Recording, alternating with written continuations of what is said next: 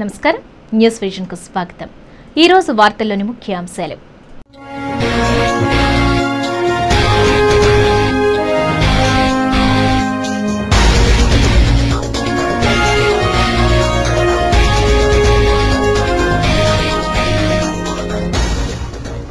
జాతీయ స్థాయి పోటీ పరీక్షలకు అనుగుణంగా ఇంటర్ సిలబస్ లో మార్పులు, ఫీజు చెల్లించిన విద్యార్థులకు హాల్ టికెట్లు, ఫిజిక్స్ ప్రశ్నపత్రంలో ఎలాంటి తప్పిదాలు లేవు, రాష్ట్ర ఉన్నత విద్యాశాఖ మంత్రి పార్థసారథి వెల్లడి।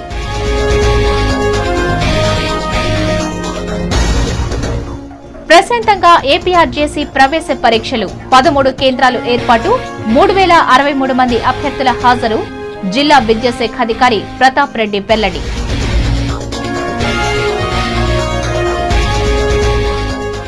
సోనియాకు సేవ చేయడానికే చిరంజీవి ఢిల్లీకి వెళ్లారు, పాలక ప్రతిపక్షాలకు ఉప ఎన్నికల్లో డిపాజిట్లు గల్లంతు, వైఎస్ఆర్ కాంగ్రెస్ రాష్ట్ర ప్రచార కన్వీనర్ సినీ నటులు విజయచందర్।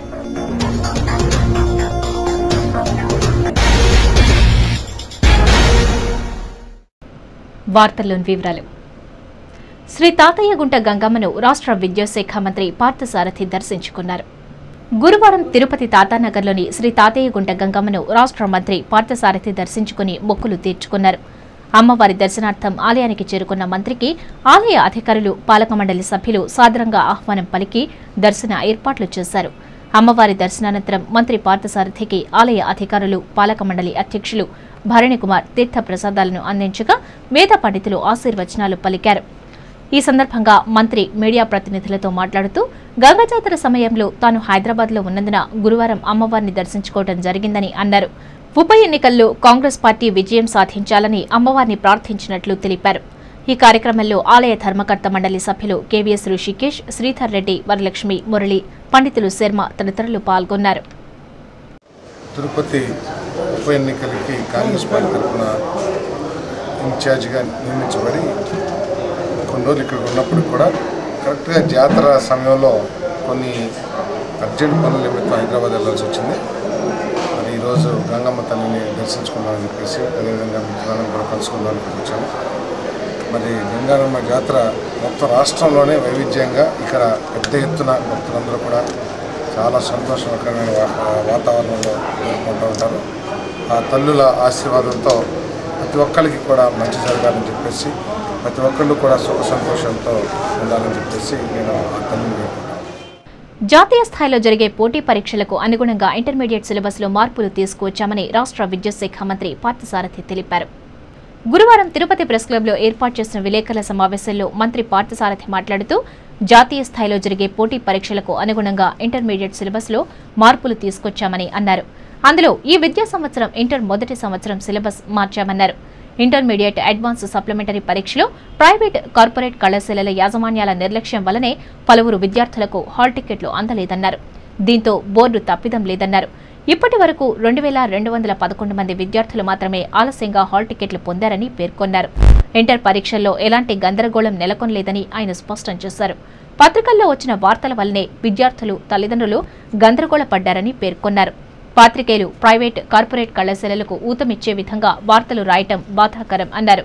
అడ్వాన్స్ సప్లిమెంటరీ పరీక్షలను 21వ తేదీ నుండి 16వ తేదీ మార్పు చేయటం వల్ల విద్యార్థులకు, విద్యా వ్యవస్థకు ఎలాంటి నష్టం జరగలేదన్నారు। పలువురు తల్లిదండ్రులు విద్యార్థుల కోరిక మేరకు పరీక్షల తేదీలను మార్పు చేయటం జరిగిందని అన్నారు। ఇంటర్ అడ్వాన్స్ సప్లిమెంటరీ పరీక్షలకు సంబంధించిన విద్యార్థుల నుండి ఫీజులు వసూళ్లు చేసి హాల్ టికెట్లు ఇవ్వని కళాశాలలపై చర్యలు తీసుకుంటామన్నారు। ఈ విలేకరుల సమావేశంలో కాంగ్రెస్ పార్టీ నాయకులు ఊకా విజయ్ కుమార్, అశోక్ సామ్రాట్ యాదవ్ తదితరులు పాల్గొన్నారు। అంటే 12,43,000 మంది దాకా మేము సక్రమంగా హాల్ టికెట్ జారీ చేస్తే ఒక 2,000 మందికి, అది కూడా వారి కాలేజీ యాజమాన్యాలు కానివ్వండి, లేకపోతే స్టూడెంట్స్ కానివ్వండి, ప్రొసీజర్ ప్రకారం మరి గడువు లోపల ఫీజు చెల్లించలేని కారణంగా హాల్ టికెట్ రాకపోతే ఇంటారిస్తున్న బోర్డు, మతి భ్రమించిన బోర్డు అని రాయటం ఎంతవరకు సభ ఒకసారి ఆలోచించమని చెప్పేసి మనం చేస్తాము। అంతేకాకుండా సెకండ్ ఇయర్ ఫిజిక్స్ పేపరు గందరగోళంగా వచ్చింది, అది బోర్డు ఫెయిల్యూర్ లాగా చెప్తా ఉన్నాను। నేను మనవి చేసేది ఏంటంటే ఒక్కొక్కసారి మేము ఏదైతే ప్రశ్నపత్రం ఇచ్చామో పూర్తిగా syllabus inter board prescribed text book లోంచి మాత్రమే ప్రశ్నలు ఇచ్చాం. దాంట్లో ఎటువంటి గందరగోళం లేదు. కేవలం గందరగోళాన్ని సృష్టించడం కోసమే కొన్ని వార్తలు రావడం బాధాకరం అని చెప్పేసి మనం చేస్తాం. ఆంధ్రప్రదేశ్ రెసిడెన్సీ జూనియర్ కళాశాలలో ప్రవేశం కోసం గురువారం చిత్తూరు పట్టణంలో 13 సెంటర్లలో విద్యాశాఖ అధికారులు పరీక్షలు నిర్వహించారు. ఈ సందర్భంగా డీఈఓ ప్రతాప్ రెడ్డి మాట్లాడుతూ జిల్లాలో 13 సెంటర్లలో 3063 మంది విద్యార్థులు రెసిడెన్సీ కాలేజీలో ప్రవేశం కొరకు పరీక్షలు రాశారని తెలిపారు. పరీక్షలు పకడ్బందీగా నిర్వహించడం జరిగిందని డీఈఓ తెలిపారు. APRJC junior college and degree college admissions కొరకు జరుగుతున్నటువంటి పరీక్ష బాగా ప్రశాంతంగా జరుగుతుంది. మొత్తం 3063 మంది రాస్తున్న ఎగ్జామ్ 13 సెంటర్లలో ఇక్కడ అలాట్ చేయడం జరిగింది. మరి 13 సెంటర్లు కూడా చిత్తూరు పట్టణంలోనే ఏర్పాటు చేయడం జరిగింది. మన జిల్లాలో గేరంపల్లి జూనియర్ కాలేజ్ ఉంది, అదే అనంతపురం జిల్లాలో కొడిగినహల్లి ఉంది, కర్నూలు జిల్లా వనవాసులు, ఈ మూడింటిలోనూ ప్రవేశం జూనియర్ కాలేజ్కి ఉంది. అదే డిగ్రీ కాలేజ్ విషయానికి వస్తే నాగార్జున సాగర్ దగ్గర డిగ్రీ కాలేజ్ స్టేట్ అంతా కలిపి ఒక కాలేజీ ఉంది. వీటి కొరకు ఈ విద్యార్థులు పోటీ పడుతున్నారు. ఉప ఎన్నికల తర్వాత రాష్ట్రంలో కాంగ్రెస్ ప్రభుత్వం పతనం కావడం ఖాయమని వైఎస్సార్ కాంగ్రెస్ పార్టీ నాయకులు చెవిరెడ్డి భాస్కర్ రెడ్డి జోస్యం చెప్పారు. గురువారం తిరుపతి ప్రెస్ క్లబ్లో ఏర్పాటు చేసిన విలేకరుల సమావేశంలో ఆయన మాట్లాడుతూ ప్రభుత్వం ప్రజాస్వామ్యాన్ని అపహాస్యం చేస్తోందని, రాష్ట్రంలో కిరణ్ సర్కారు నియంతలా పాలన సాగిస్తోందని ఆరోపించారు. పత్రికా స్వేచ్ఛను హరిస్తోందని, రాత్రుల్లో జీవోలను చేసే నీచ సంస్కృతికి చేరుకుందని మండిపడ్డారు. హైకోర్టు తీర్పు ప్రభుత్వానికి గొడ్డలిపెట్టు లాంటిదని అభిప్రాయపడ్డారు. పాలక ప్రతిపక్షం జగన్ను రాజకీయంగా ఎదుర్కోలేక సాక్షి పత్రికపై కక్ష సాధింపులకు పాల్పడుతోందని ధ్వజమెత్తారు. వైఎస్సార్ అభిమానులను ప్రభుత్వం తీవ్రవాదులుగా పరిగణిస్తోందని, అభిమానుల రెక్కల కష్టం వల్ల వచ్చిన అధికారంతో పదవులను అనుభవిస్తున్న వారికి ఉప ఎన్నికల్లో ప్రజలే తగిన బుద్ధి చెబుతారని హెచ్చరించారు. ఈ విలేకరుల సమావేశంలో ఆ పార్టీ నాయకులు దొడ్ల కరుణాకర్ రెడ్డి పాల్గొన్నారు.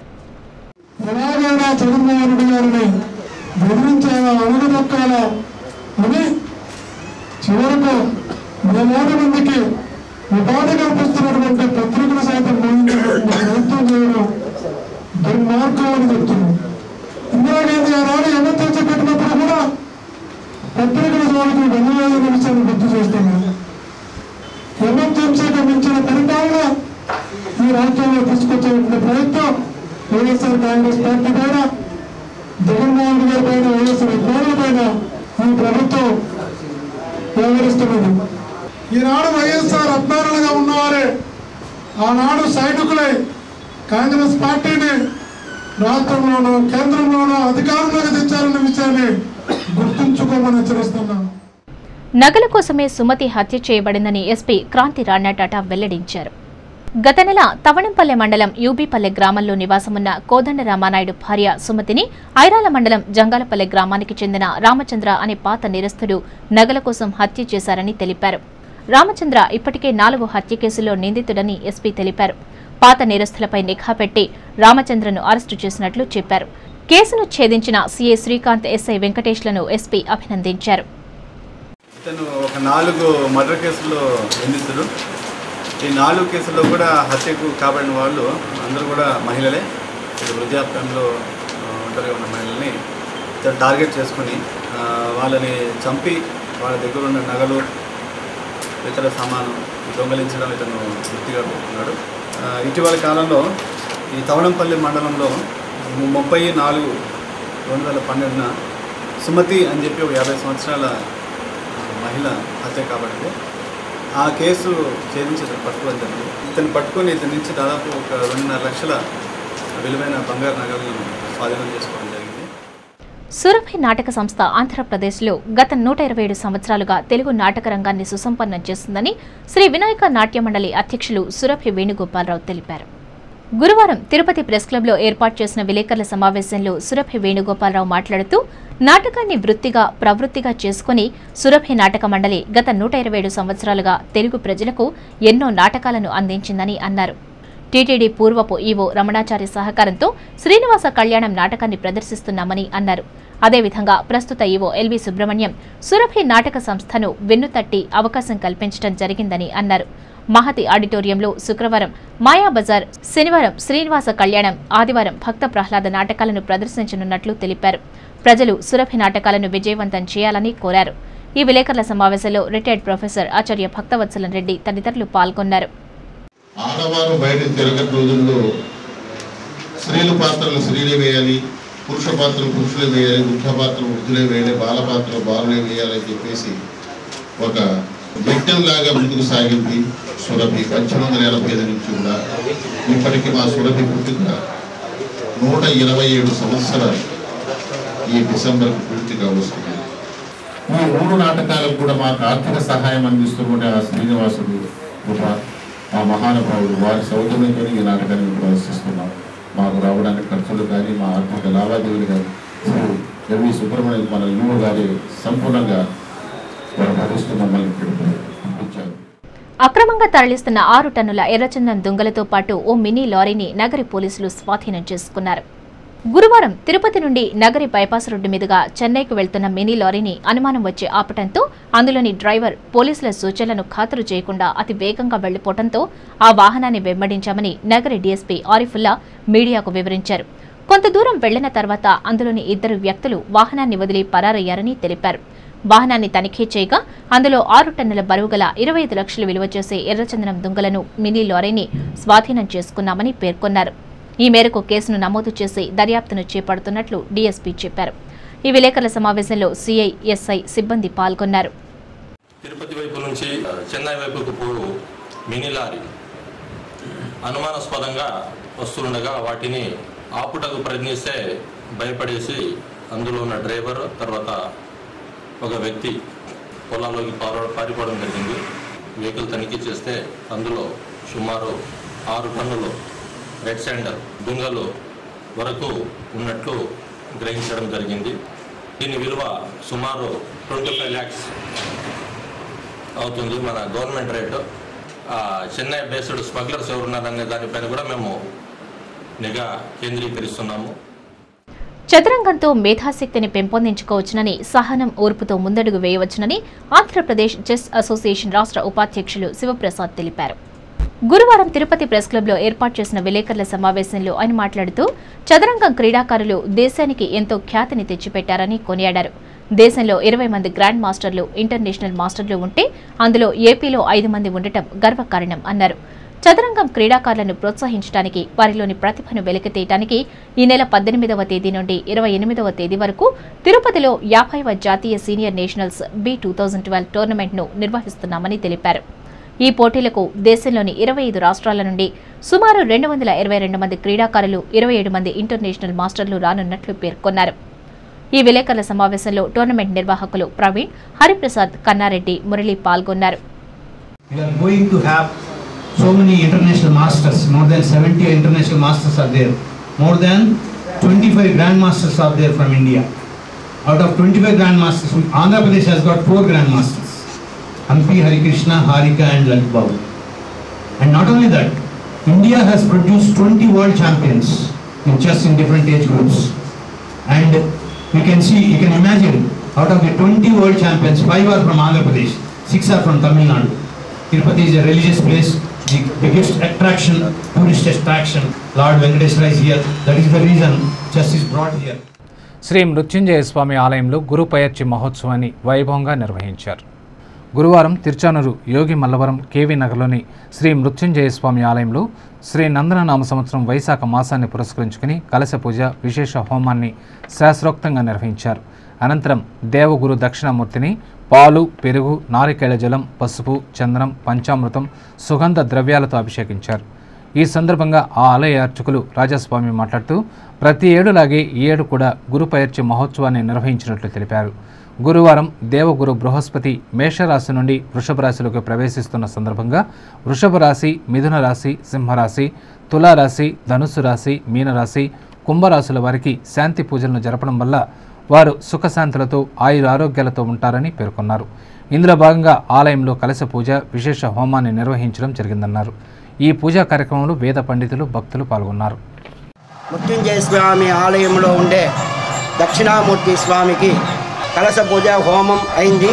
స్వామి మేషరాశి నుంచి వృషభ రాశి ప్రవేశ సందర్భంగా ఈ పూజలన్నీ జరగబడును.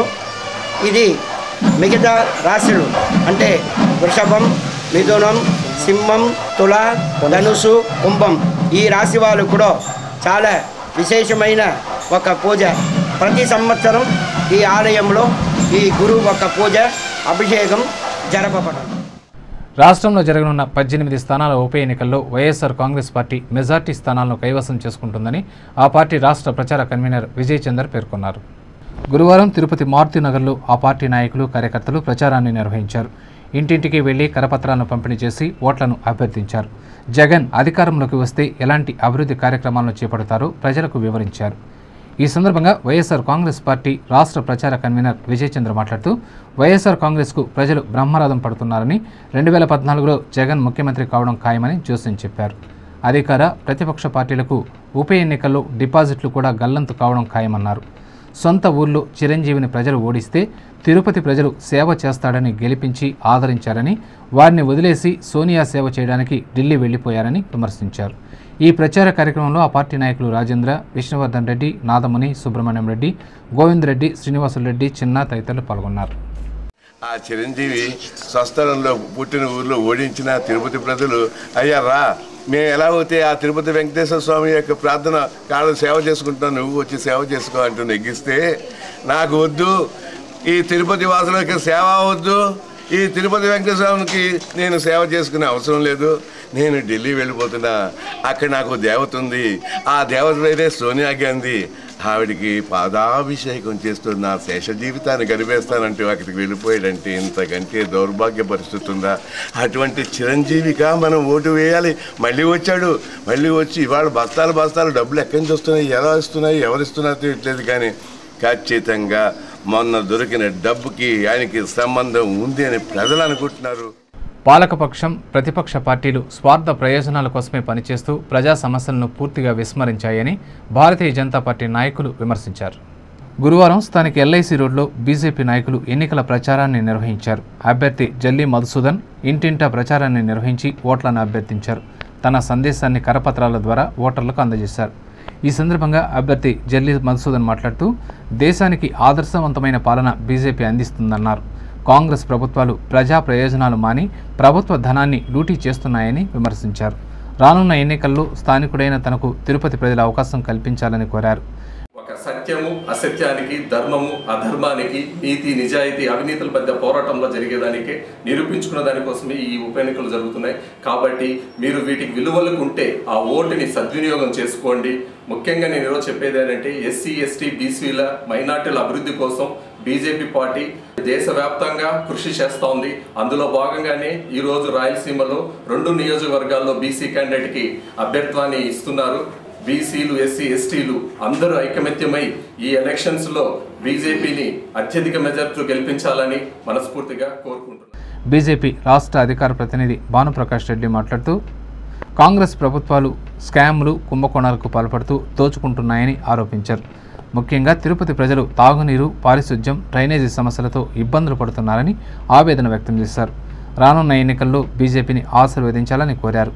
ఈ కార్యక్రమంలో బీజేపీ నాయకులు రామచంద్రారెడ్డి, శాంతారెడ్డి, అజయ్ కుమార్, విశ్వనాథ్, భాస్కర్ తదితరులు పాల్గొన్నారు.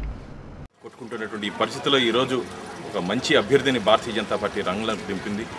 మధుసూదన్ ఈరోజు అనేక సమస్యల మీద, వెనుకబడినటువంటి బీసీ సమస్యల మీద అనేక సంవత్సరాలుగా పోరాటం చేసినటువంటి వ్యక్తిని ఈరోజు భారతీయ జనతా పార్టీ టికెట్ ఇచ్చి నిలబెట్టడం జరిగింది. అందుకే మేము తిరుపతి ప్రజలను కోరుకుంటున్నాం, దయచేసి అందుబాటులో ఉన్నటువంటి వ్యక్తికి ఓటేయండి. యువకుడు, ఉత్సాహవంతుడు, కెపాసిటీ, క్యాలిబర్ ఉన్నటువంటి వ్యక్తి కాబట్టి మధుసూదన్ ఓటేసి భారతీయ జనతా పార్టీ అభ్యర్థిని బలపరచాలని చెప్పి మేము తిరుపతి ప్రజల్ని ఈ సందర్భంగా బడుగు బలహీన వర్గాలు చేయంగా కాంగ్రెస్ పార్టీ పేద ప్రజల కోసం అనేక సంక్షేమ పథకాలను ప్రవేశపెట్టి అమలు చేస్తోందని మాజీ ఎమ్మెల్యే మోహన్ పేర్కొన్నారు. కాంగ్రెస్ పార్టీ గెలుపు కోసం ఎన్నికల ప్రచారంలో భాగంగా గురువారం నారా చంద్రబాబు నాయుడు కాలనీలో ప్రచారం నిర్వహించారు.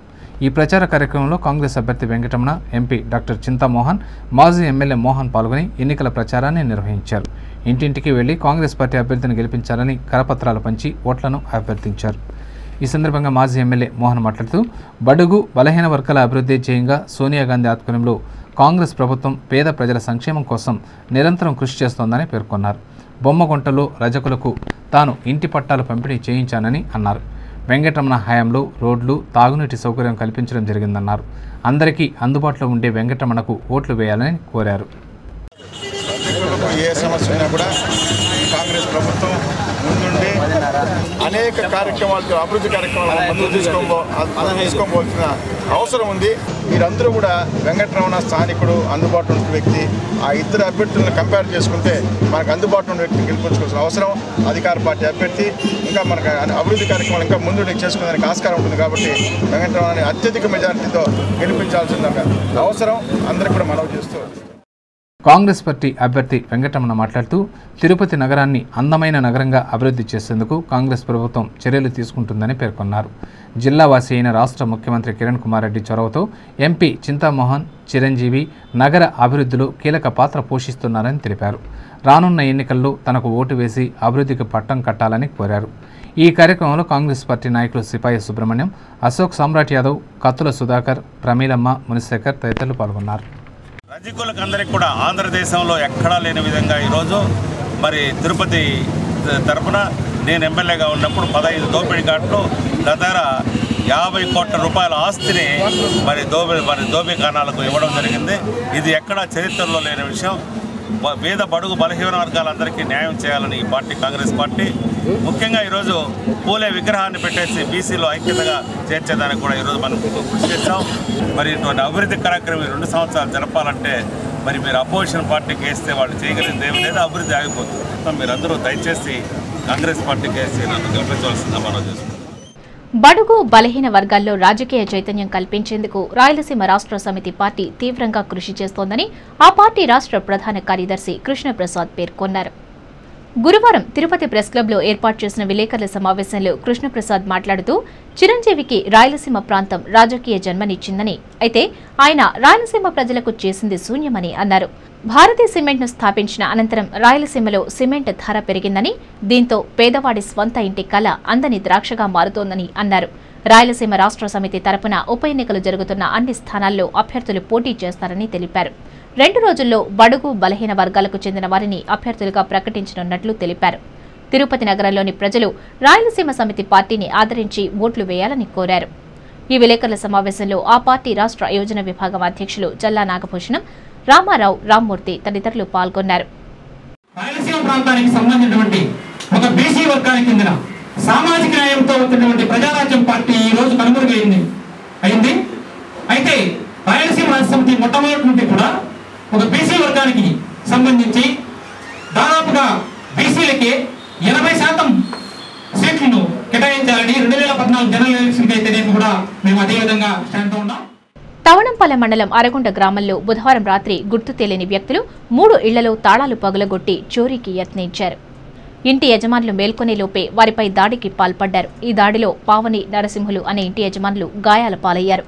ఈ విషయమై పోలీసులకు ఫిర్యాదు చేయడంతో ఎస్ఐ వెంకటేష్ కేసు నమోదు చేసుకుని దర్యాప్తు చేస్తున్నారు. జర్నలిస్టులు రాజకీయ ఎత్తుగడలకు బలి కాకుండా సమైక్యంగా సాక్షి జర్నలిస్టుల కోసం పోరాటాలు జరపాలని రాయలసీమాంధ్ర వర్కింగ్ జర్నలిస్ట్ యూనియన్ రాష్ట్ర అధ్యక్షుడు గోపాల్ రెడ్డి ఓ ప్రకటనలో కోరారు. సాక్షి దినపత్రికకు ప్రకటనలు నిలిపివేయటం, రాష్ట్ర ప్రభుత్వం తొందరపాటు చర్యగా హైకోర్టు జీవోను రద్దు చేయటం హర్షణీయమని ఆయన తెలిపారు. ప్రభుత్వం పట్టుదలకు పోకుండా సాక్షి దినపత్రికకు ప్రకటనలు జారీ చేయాలని కోరారు. వార్తలు ముగించే ముందు ముఖ్యాంశాలు మరోసారి.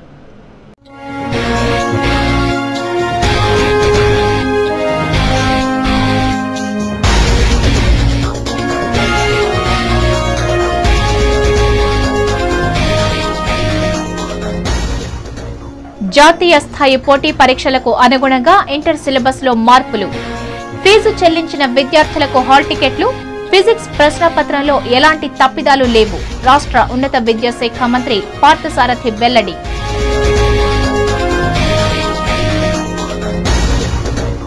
ప్రశాంతంగా ఏపీఆర్జేసీ ప్రవేశ పరీక్షలు, 13 కేంద్రాలు ఏర్పాటు, 3063 మంది అభ్యర్థుల హాజరు. జిల్లా విద్యాశాఖాధికారి ప్రతాప్ రెడ్డి వెల్లడి.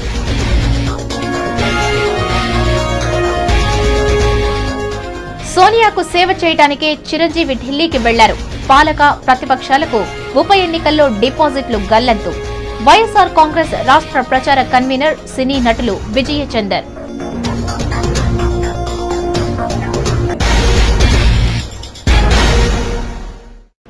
ఈ వార్తలు ఇంతటితో సమాప్తం. సమగ్ర సమాచారంతో న్యూస్ విజన్లో మళ్లీ కలుసుకుందాం. అంతవరకు సెలవు. నమస్కారం.